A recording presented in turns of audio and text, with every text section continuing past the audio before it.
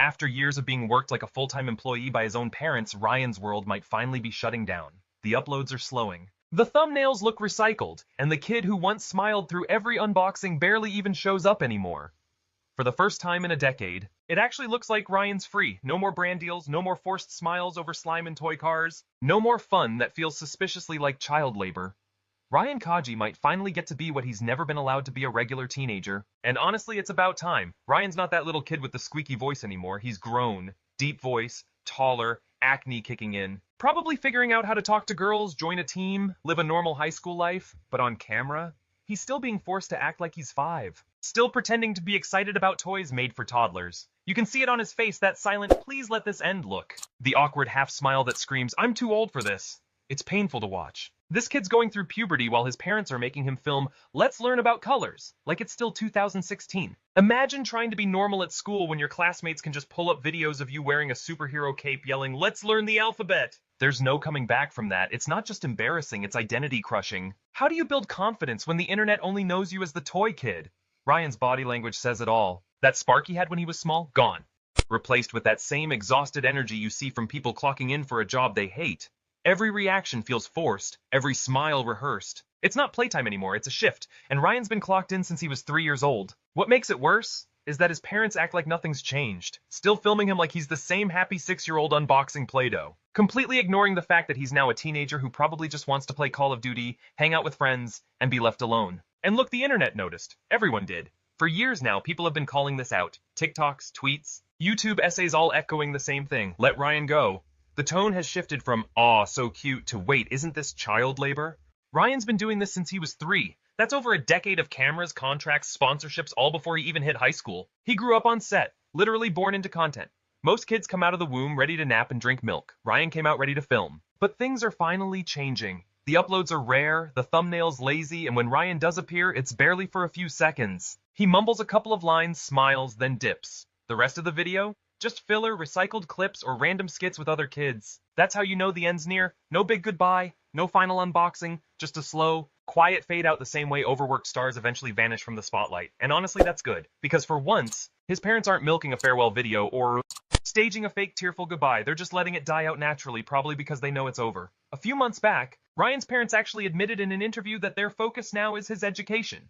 They said he's doing well in school, that they want him to live a balanced life, and that he can quit whenever he wants. Sure, maybe that's PR talk, but it's the first time they've sounded remotely normal. It's like they finally realized they can't keep squeezing content out of him forever. And again, it's about time. Because let's not pretend these parents suddenly became saints. They built a billion-dollar empire off their son before he could even tie his shoes. This isn't just some cute family vlog, it's a business. One that's been investigated by the FTC for blending ads into kids' content. And then there's Ryan's mom, Loanne. A lot of people don't know this, but she actually has a criminal record. Back in 2002, she was arrested for shoplifting about $93 worth of clothes from JCPenney in Houston. She was a college student back then, got probation, fined, ordered to do community service. But she skipped all of it and was arrested again for violating probation.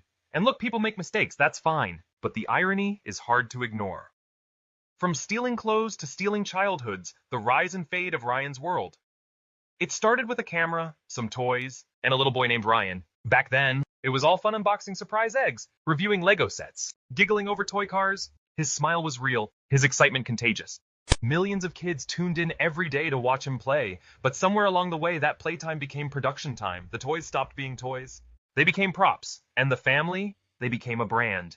From stealing clothes to stealing her kid's childhood, the character development writes itself. Now that the empire is starting to crumble, we're suddenly hearing about how Ryan needs to focus on school, how education is so important, how maybe YouTube isn't forever, cute narrative. But let's be honest, if those views were still hitting like they did back in 2018, there's no way anyone would be mentioning college. They'd still be uploading 3 times a day like the algorithm was rent day. But it's not worth it anymore. The audience grew up, the revenue tanked, the sparkle faded, and Ryan, he's not that wide-eyed kid anymore. He's grown and he's aged out of the toy phase that made him famous. So that's the end of the story, right? Not even close. Because while Ryan quietly fades from the spotlight, someone else is stepping in. Guess who's next in line? His twin sisters, Emma and Kate. That's right, the sequel's already here. The twins are 8 years old and they've already got their own channel, EK World. At first, it looked innocent enough, a few cameos, some family crafts, harmless sibling fun, but blink, and it's a full-blown franchise, merch, toy lines, sponsorships, The same formula, just smaller faces. And you don't even have to look hard to see what's happening. The polished smiles, the rehearsed laughter, the way their eyes flick toward whoever's holding the camera, you can almost feel the direction coming from behind the lens. They think it's playtime. But behind those colorful backdrops are contracts, managers, and adults who know exactly how much a kid's smile is worth per view. And the worst part?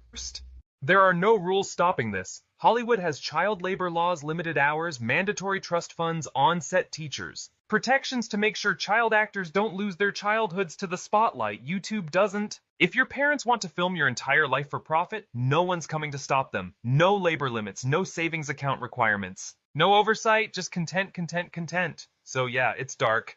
Ryan got famous, then he got burned out, and now his sisters are being plugged into the same machine that chewed him up. If you watch him now, you can tell he's done. In interviews, he doesn't talk about YouTube. He talks about school, about hanging out with friends, about animation, his real passion. He doesn't want brand deals or unboxing videos. He just wants to create. That's not a kid chasing fame. That's a kid chasing peace. And maybe that's what makes this next chapter so poetic. Because Ryan's world, the YouTube empire, the toy aisles, the endless uploads looks like it's finally winding down. No big goodbye video, no emotional farewell vlog, just fewer uploads, lower views, and a quiet fade from the digital stage. Honestly, it feels like justice. After all those years of being filmed, directed, and branded like a miniature celebrity, seeing him simply walk away quietly without spectacle or farewell feels strangely perfect. It's not a dramatic exit, no flashing lights or staged emotion, just the gentle act of a kid reclaiming his own life. After spending nearly his entire childhood in front of the camera, it feels like he's finally getting to breathe.